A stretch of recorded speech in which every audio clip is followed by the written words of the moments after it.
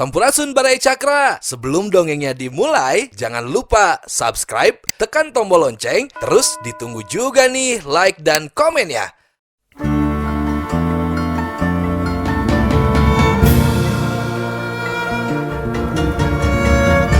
Baraya Cakra, parantos waktosna 80,5 FM Radio Cakra, midangkeun dongeng Sunda Dora-Dori.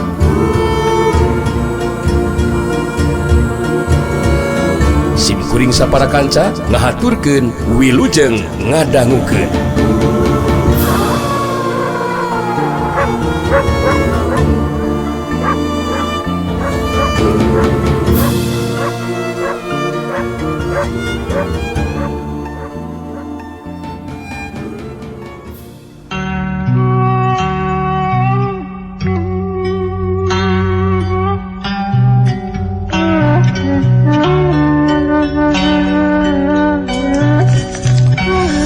Sadar kana kaayaan anu keur disinghareupan ku dirina.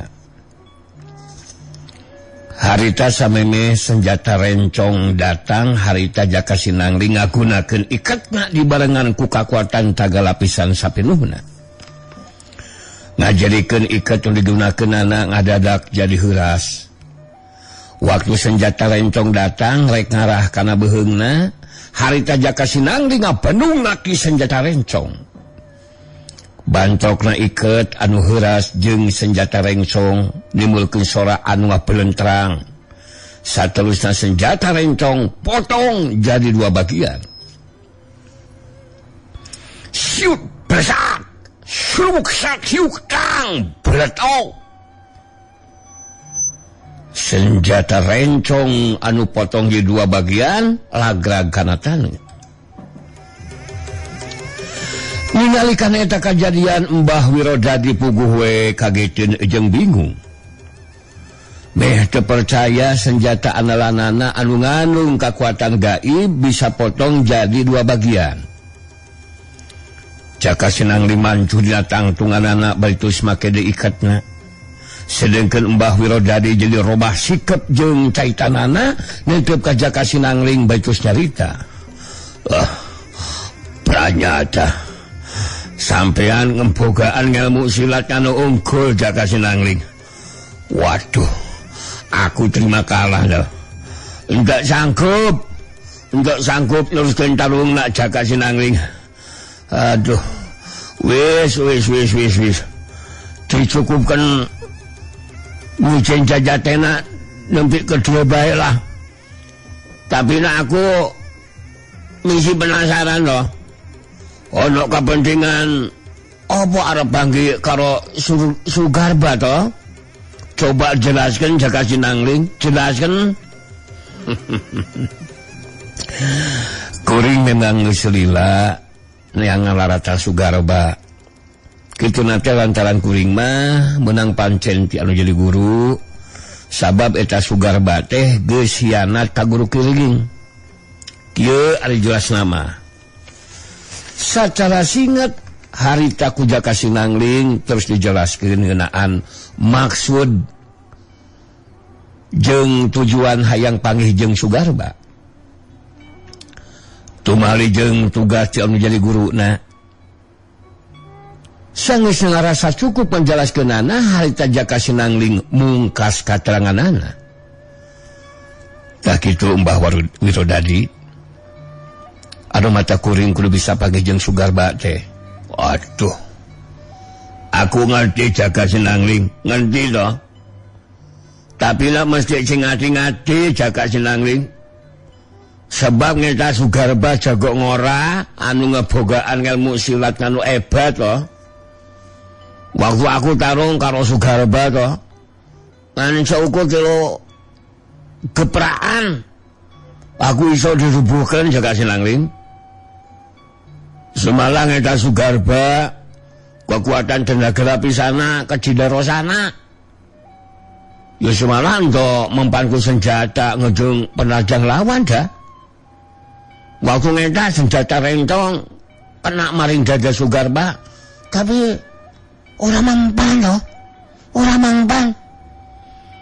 Jadinya Jaka Sinangling aja anggap enteng iku Sugarba. Semalang eta Sugarba teh ngebogaan cita-cita. Oh. Nah boga cita-cita naon kitu eta Sugarba teh Mbah Wirodadi? Yo Sugarba kepengen kuasai dunia kejawaraan toh. Ngegancikeun ki soiku ki Murangkas toh. Nganu ngejek mbejak mah wis aja pati takrung karo nang bule. Putune Serawing. Jadina yo pengen gantikan kemampuan iku Sugarba yo entuk mustahil.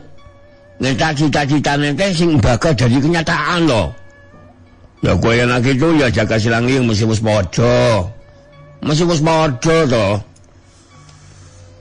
Kuring nuhunkeun kana katerangan ti Mbah Wirodadi. Hampura ieu mun kuring geus nebankeun panarajang anu ngajalikeun Mbah Wirodadi kudu nyandangan ka nyeri. Jadi ayeuna mah kuring rek terus pamit we. Rek nuliskeun lampah ka Kampung Gajah. Geus kitu mah jaka sinangling dijajabkeun ku paneuteupeuna Mbah Wirodadi harita neluskeun lampahna rek ka pademukanana Sugarba anu aya di Kampung Gajah.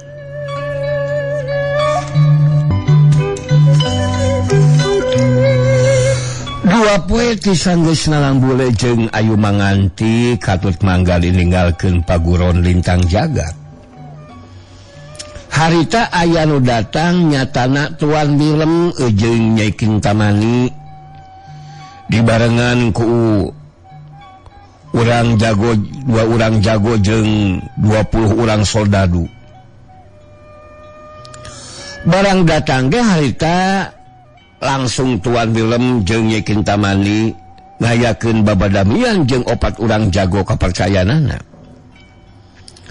Sedengkeun 20 urang soldadu harita cariting di luar bari ngaleurkeun ka capek. Tuan Willem diuk dina kursi anu sok dipake ku Ki Warangkas. Sedengkeun Nyai Kintamani diuk dina kursi anu sok dipake ku Tuan Willem. Ari 4 jago mah harita dariuk sila dihandap di hareupeun Tuan Willem jeung Nyai Kintamani. Eta 4 jago teh geus cukup lila ngabaktikeun diri ka pihak kompeni anu aya di Watapia. 4 jago kapercayaan Tuan Willem teh diantarana bae Cin Siniang, si pedang langit pendekar wanita di daratan Tiongkok. Terus Daeng Silaba, si Badik Sakti jago di Makassar. Rojali si Golok Bayangan jago di Batavia. Jeung Sambada si Baliung Setan jago di Banjar Tatar Sunda.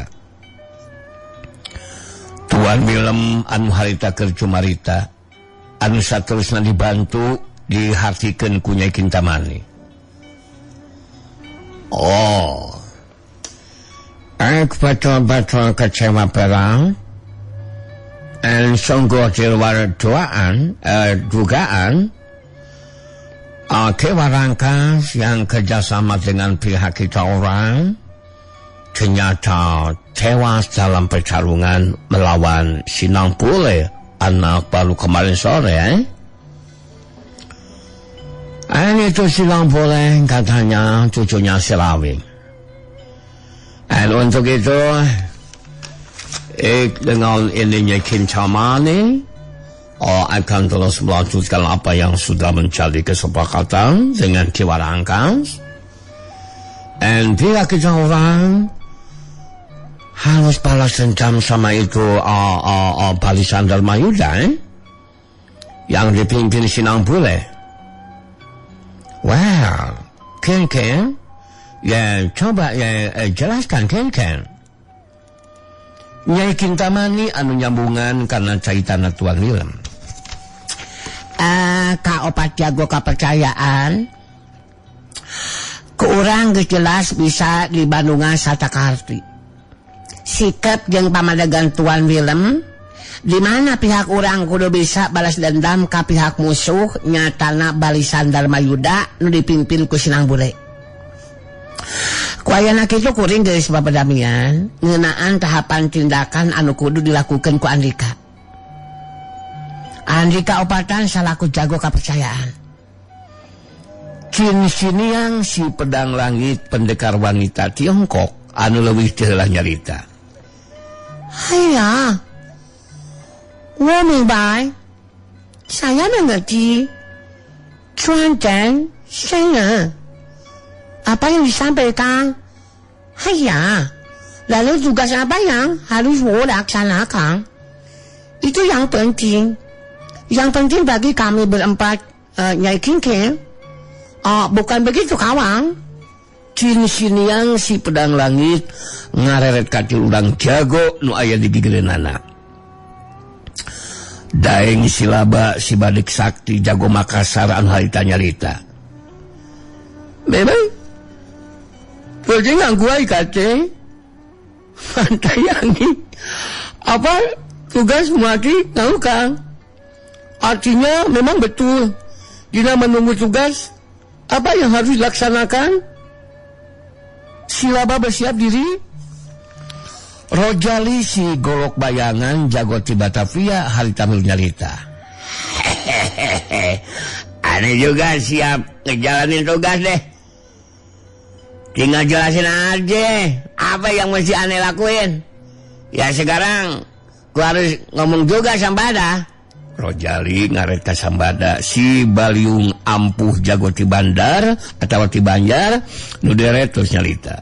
Ya kuring sarua. Tinggal nuan tugas naon anu kudu dilaksanakeun dina waktu ayeuna. Kitu tah Nyai Kinkin. Nyai Kinkin kita mani nyalang ngareret ka Tuan Willem. Nu direret ungeuk. Nyai Kintamani ngabagikeun panitipna ka 4 urang jago kapercayaanana terus nyaita deui. Hasil babadamian kuring jeung Tuan Willem mangrupa rencana anu sagancangna kudu bisa ngawujud jadi kenyataan. Anu kahiji, kuring duaan bakal ngagantikeun kadudukan Ki Warangkas pikeun neruskeun hanca ngabangun anu talina rek dibangun kawas karaton bakal dirobah jadi markas ke pihak urang. Anu madak barisan Warangkas Jaya kudu disusun deui sarta diganti ngaranna jadi barisan Kintamani Willem Jijaya. Eta nu kahiji. Anu kaduana satiap pilemburan anu tadi geus aya di pangaruh jeung kakawasaan Ki Warangkas kudu didatangan ku Andika Opatan sarta jelaskeun ngeunaan kadudukan Ki Warangkas anu digantikeun ku kuring duaan. Sakabeh lembur para wargana kudu tetap tunduk patuh ka pihak urang. Anu macam-macam balik pokona dibalik. Anu katiluna kuring duaan bakal ngabagi tugas ka Andika Opatan. Nyai Kintamani harita ngabagi tugas ka 4 urang jago kapercayaanana. Cin siniang si pedang langit pendekar wanita daratan Tiongkok. Tugasna kudu ngadatangan ka pilemburan nu aya di beulah wetan. Daeng silaba si Badik Sakti jago Makassar tugasna kudu ngadatangan ka pilemburan nu aya di belah kulon. Rojali si golok bayangan jago Batavia tugasna kudu ngadatangan ka pilemburan nu aya di belah kaler. Sedengkeun Sambada si Baliung ampuh jago ti Banjar tugasna kudu ngadatangan ka pilemburan nu aya di lebah kidul. Sanggeus ngajelaskeun sagarupana harita Tuan Willem nyaita deui. Wow. Yang dijelaskan sama Kinkin, kamu dan Perempang laksanakan dengan sebaik-baiknya. Setelah kamu dan Perempang pulang kemari, Ik punya rencana untuk mengadakan sayembara. Dan pihak kita orang tetap membutuhkan jago yang memiliki kemampuan seperti Barangkas. Dan untuk itu perlu adanya sayembara pilih jago. Pikir siapa yang mampu kalahkan kamu orang berempat. Dia orang bisa kita angkat menjadi jago utama pihak kita orang.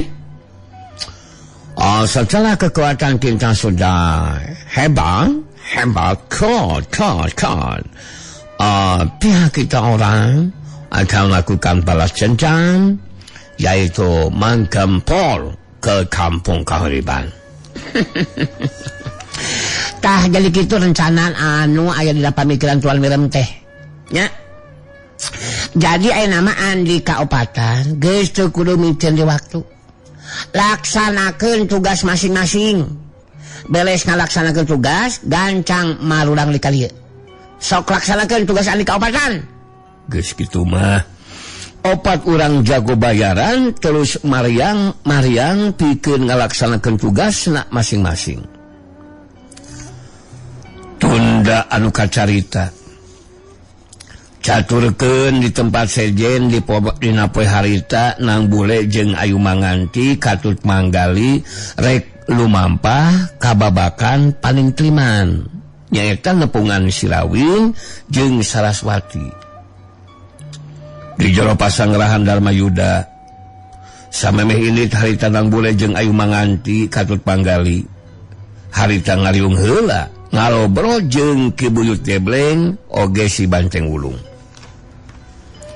Harita si Banteng Wulung anu keur cumarita. Wah,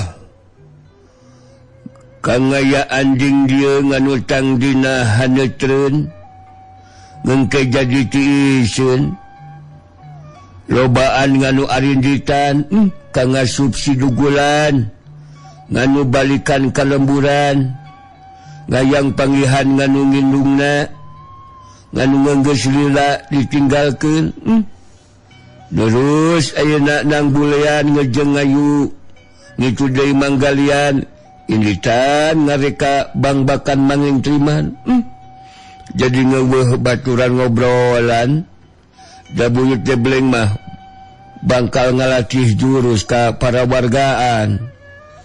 Ayu Manganti seri leutik bari ngaret ka si Banteng Wulung terus nyarita. Teu kudu ngarasa sepi sagarupa atuh Anteng. Da abdi tulan oge mah dugikeun ka lami aya di balakan paling tiriman teh. Da kangaranan anjang sonema tuh Mang Anteng malugikeun ka terus tumetep di ditu. Ki Buyut Gebleng lumairan caritaan. Si laing mah awak we badi gutangih guteng euy. Tapi EPSBL eta bebeungetan make jeung si Ganu sedih sagarupa. Ngaran ngarah teu sepi mah tuh euy, geus we si laing miluan latihan jurus teh euy. Sabab di antara anu bakal dilatih jurus ku dewek teh aya wanojaan. Tiluan mun teu salah mah teh euy. Jadi hayang aya batul ngobrol mah jeung si Wanoja we ngarah sumanget.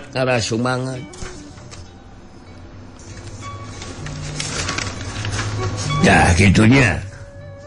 Tong sedih sagarupa itu ente suka mana-mana wae jeung sedih. Alabatan naon teh budak leutik di dieu mah. Da kitu ngarah sumanget mah. Selain ngobrol jeung Wanoja nambah sumanget oge moal naon teh moal ngarasa sorangan. Da kitu teh euy. Bener henteu gali. Iya, betul menjadikan penting mengobrol dengan Wanoja mah itu apa itu menjadi apa imun, menambah imun. Jangan teh lawan teh teh. Apalagi kalau mengobrol dengan manusia yang very beautiful. Yang cantik rupawan. Kemudian bodinya bahan non-erkom, nyende demplu, matak semangat. Akan membuat kenghal, paroman dan terhibur, tidak akan menguluwut tepuguh gitu. Jangan teng. Dengan memiluan latihan jurus, ya Kajang Anteng juga akan lebih meronjak kemampuan silatnya. Betul nggak? Ya, ketika dipese sama Ki Buyut, ya. Jadi hiburan ongko tidak nguluwut. Atau dina masalah persilatan urang namahan pangabaru. Bukan begitu, Nang. Mohon tos we atuh kitu Aki Anteng. Ngiling latihan jurus ka Uyut we. Tiasa wae engke kanggo Aki Anteng mah Uyut oge secara khusus ngalatih ulin karuhunan ka Aki Anteng.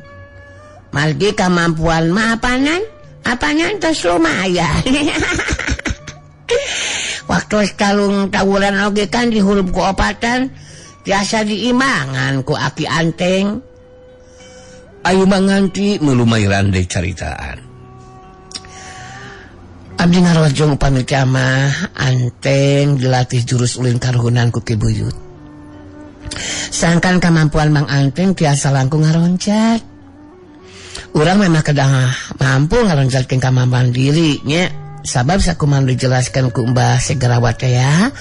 Pihak Tuan Milem anu saila ieu kerjasama jeung Ki Warangkas tangtu bakal boga rencana pikeun ngayakeun balitungan ka pihak urang. Ayeuna mah kantun kumaha Ki Buyut we. Keur sahenteuna ngalatih jurus ulin karuhunan ka Mang Anteng. Nyari ke dewek macam-macam jadi masalah euy. Mun heueuh boga karep hayang dilatih jurus ulin karuhunan mah deng euy teu naon. Anu penting mah di mana geus beres latihan. Barang dewek dahar biasa kudu gejampak sobek belut euy. Terus mun dilatih ku dewek mah ilaingna ulah belet. Geus teu jengkel ka dewekna euy. Maksudna hese apa gampang poho. Satiap jurus nu dilatihkeun ku dewek kudu dicatet dina ingatan jeung kudu sumangat ulah eleh ku hoream teh euy. Wah, Anteng mualan teprikeun ka belet-belet teuing atuh Ki Buyutan. Da Anteng oge fungsi latihan jeung aalakenan, jeung Mang Aep Kumisan, oge jeung Udin Barabatan. Anteng mah cenah jadi naon teh gampang ingetan gitu. Biasa memeh ngini gempur musuhan oge Anteng kungsi dilantih oge kurang santian. Nyukur we nganu ngaya lamunan Ki Buyutan ngarek latih Anteng mah ngulin karuhunan mah muguh ka Bandungan ku Anteng oge. Ki Buyutan mampuhan rubuhkeun si Segarawan, si Jangkar Kehedan. Nerus bengres latihan mudu sampakeun cobek belutan eta mah teu jadi masalahan Ki Buyut. Teu jadi masalahan mah. Anteng mah rek ngurekeula we kitu teh. Jangan belutna. Oh, beungeus ari kitu mah. Dewek bakal nyadiakeun waktu keur ilaing teh euy. Tah ayeuna ka ilaing tiluan anu rek init ka babakan panintriman. Omat bejakeun ka Sirawing. Dewek geus cumetep di kampung kahuripan kitu. Jadi dina mangsana engke mun dewek tepikeun ka nying naon teh nyangirah ngalel teh. Hayang dikuburkeun di kampung kahuripan euy. Dewek percaya Sirawing geus tepi kana puncak elmuna. Geus leuwih hebat ti dewek elmuna. Manehna bakal nyahoeun mun dewek geus deukeut ka poe akhir. Jadi omat dak euy, kuy lain jelaskan oge. Kanu jadi aki. Ngenan si Jagal Hawuk jeung si Kirantis anu bakal jadi ancaman ke pihak urang. Khusus lama ke ilaing dak euy. Mohon kahartos eta nu disaurkeun ku Uyut teh Uyut.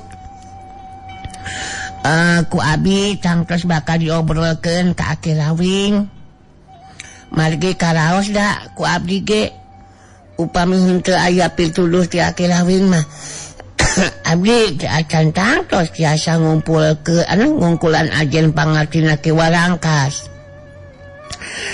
Abdi di pasiantara ngeunaan kalemahan nu janten lawan. Abdi ge bade sakancanan we nganuhunkeun kana bantosan ti Aki Rawing. Geus ngarasa tepi kana waktuna pikeun miang. Harita nang bole jeung ayu manganti katut manggali dijajabkeun ku paneutepna Ki Buyut Debleng jeung si Banteng Wulung. Harita terus kaluar ti jero pasanggarahan. Nyaeta pasanggarahan Darmayuda pikeun lumampah reka babakan paling triman. Tunda anu kacarita caturkeun harita Rasanti jeung Sandika anu rek lumampah ka babakan paling triman. Harita anu kadua kalina sanggeusna lumampah salila 2 poe. Lantaran kapentingan di jalan terus milu monok di salah sahiji imah warga kampung Ciwaruga. Geus kitu we diparangkeunana. Tetela pribumi anu neulah Ma Encim teh indungna aceng jeprut. Malah aceng jeprutna oge aya aceng jeprutna oge. Harita milu ngabagiakeun ta Rasanti jeung Sandika. Atuh Ma Encim indungna aceng jeprut. Bungaheun sageusna jelaskeun ku aceng jeprut ngeun Rasanti anakna si Rawing jeung Sandika teh bebenina Rasanti. Harita masing-masing jadi terus caritakeun ngeunaan pangalamanana dina waktu salila papisah. Dina obrolan ku Rasanti dijelaskeun ngeunaan upaya ngalawan pangaruh jeung kakuatan Ki Warangkas anu ajen pangartina bisa diungkulan ku Nang Bule. Harita Rasanti anu cumarita. Nah sedikit ngeunaan perjuangan dina sababaraha dinten anu katukang teh Kang Aceng. Geus serang Kang Aceng ge ngarasa menyesal bener teu. Sabab teu milu babarengan berjuang gitu.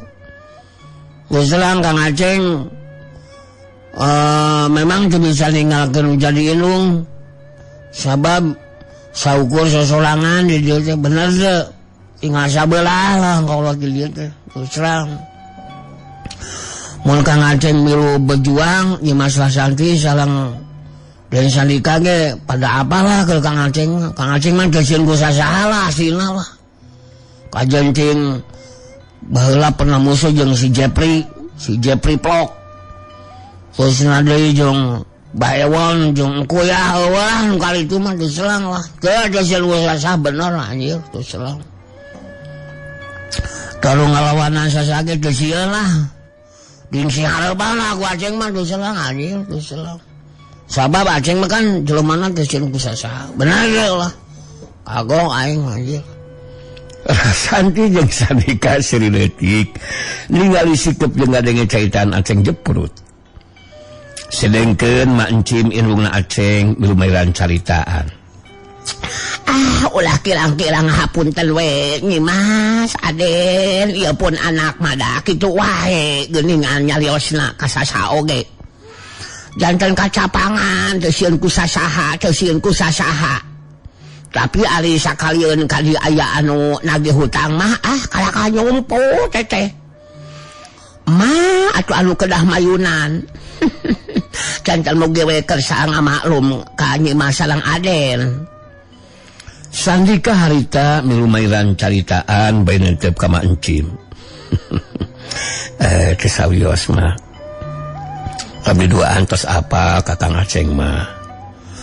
Tos aneh deui keur abdi sareng anti mah. Ya antinya kumaha kayaan di lemur satu tasna Ki Barangkas teu aya dikieuna nah aya pangaruhna pikeun ieu lemur teh Kang Aceng. Geus selang bobo ieu lembur kayu nama. Kan jalma ti biakna Ki Barangkas kan bener teh. Ayeuna mah jadi robah teu sawenang-wenang gitu, teu sawenang-wenang teuing gitu tah. Tapi geus selang Kang Aceng jadi katali perhatian geus selang. Ku ayeuna 2 urang jalma anyar anu jadi warga ieu lembur. Terus selang nu jadi muridna nu narikana perhatian mah terus selang awewe terus selang awewe rumaja anu ngaran Ki Rantis gitu. Sirahna tanukan gitu. Geulisna mah geulis ngan sirahna tanukan gitu terus selang anjir. Terus selang eta kajian teh memang matak aneh gitu tah. Bener teh. Ya aneh we ka mah terus selang anjir. Tapi ke Kang Aceng udah mareksieun ku kayaan anu aneh seperti gitu. Sebab Kang Aceng kan teuseun ku sasaha gitu, bener teh. Teuseun ku sasaha. Rasana jeung Sandika ngadenge disebut ngaran Ki Rantis langsung jadi katarik perhatianana. Kajurung ku rasa penasaran harita Rasanti terus tumanya. Kenapa Kang Aceng? Abdi jadi penasaran ya teh. Sabab ngeunaan Ki Rantis abdi duaan memang terus apa? Tapi anu saurang deui saha eta guruna Ki Rantis teh Kang Aceng? Oh, ku selang ceuk anu ngobrol ka Kang Aceng mah ku selang nya. Ku selang ini mah ya. Dalahna teh marungkir si Ratu Sihir. Marungkir si Ratu Sihir. Ya itulah. Ku selang kayaan eta 2 orang jalma teh dipikasieun lah ku para warga mah ku selang gitu kan, ku selang anjing. Malah boboho ieu lembur kita jatun jago kolot sieuna anjing terus ulah. Terus oge aya jago anu rada sageudeuk nekat aalakeun ngaran sieuna salawala ku selang gitu ku marungkir mah. Ku selang gitu. Madak nu awi sabotna ketinggang awi. Langsung diterima jadi warga lembur gitu. Eta marungkir si Ratu Sihir jeung Ki Rantis Boti Iblis teh nya ge huluna tanukan teh selang anjing. Tapi ku selang kalau Kang Aceng mah da wah mah kudu sieun coba Kang Aceng makan jelema teh sieun ku sasaha gitu mah. Mancim indungna Aceng jeprut milu maelan caritaan. Tuh udah gitu we pun anak bagi Mas Aden ulah kirang-kirang hapuntennya. Si gadunya we teu sieun ku sasaha. Padahal ku mah kamari teh dijurungkeun cekeng teh. Cikan ulin kaitu panggihan warga anyar anu ngaran Marungkir si Ratu Sihir jeung Ki Rantis teh. Oh, itung-itung wawanohan jeung warga anyar we. Pokna teh engke deui we cenah ayeuna mah keur ulah beuteung. Ongkoh nyeri beuteung tapi palang tuang teh calebak deui we eta sama satret ampil ladis. Ladis Aden. Sandika seleutik beutus nyarita. Ya, siga nama Kang Aceng masih kene bimbang mak.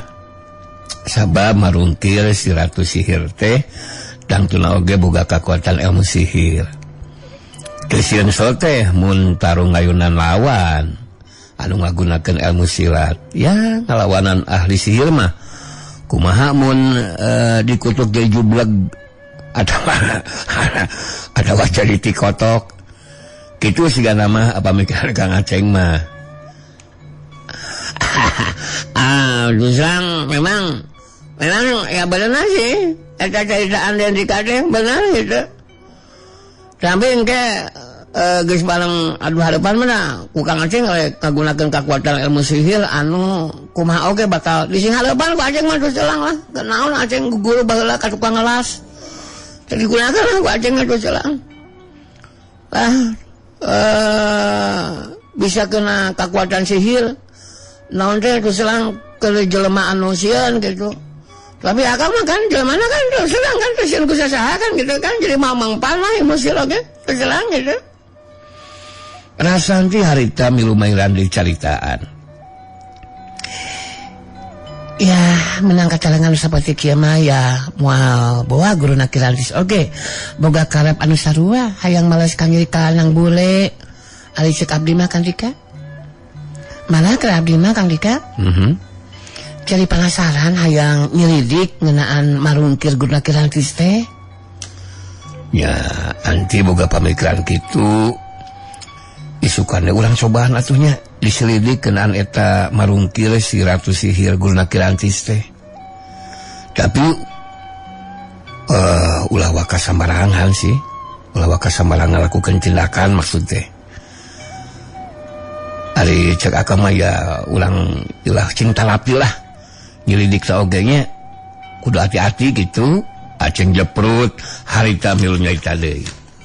Terus lang nyelidik mah isukan bisa ku Kang Aceng gitulah bener tuh aslina lah kan imah jeung Danika mah kungsi boga masalah bener tuh terus lah mun Kang Aceng mah kan warga di lembur bener tuh asli gitu ayo tiruan gitu lah mun dina pagina oge mah curiga gitu mun tepikeun ka ributan disiharapan ku Aceng mah tuh celang lah rek make pangarangan rek make pakarangan atawa rek lemoran siharapan ku Aceng mah tuh celang lah geus pada apa lah si Aceng mah tuh sieun ku saha jelema istiqomah lah konsisten gitu tah terus suka sawati mah jeung nah maka jeung seuri ya terus jeung atuh bujur lah tuh celang suka sawat di macam Danika mani di pancuran kan ada anggang di dia eta pancuran teh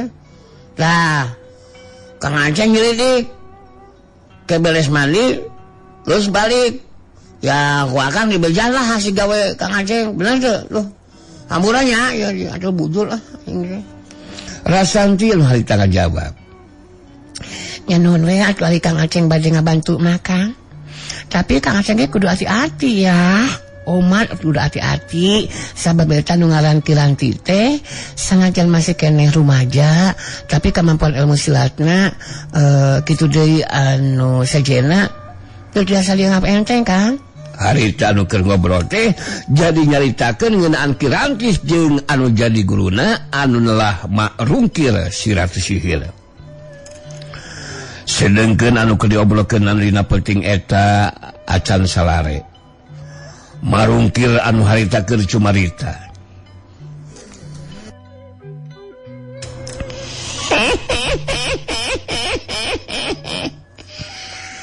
Ayeuna ku aing bakal dijelaskeun. Naon anu kudu dilakukeun ku maneh? Mun hayang gancang bisa ngawasa sakabeh ilmu aing Kirantis. Nah, naon kitu nu kudu dilakukeun ku Kirantis teh, Pak Guru? Sanajan maneh acan manjing dewasa. Tapi kulikiran aing mah maneh bakal mampu ngalakukeunana.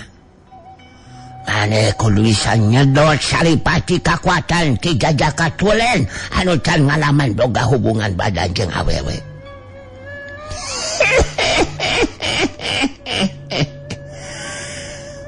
Kunaon mah make jeung ngahulang mah? Ulah teu bisa neruskeun ieu. Ngadadak eungap kana dada pangaruh tina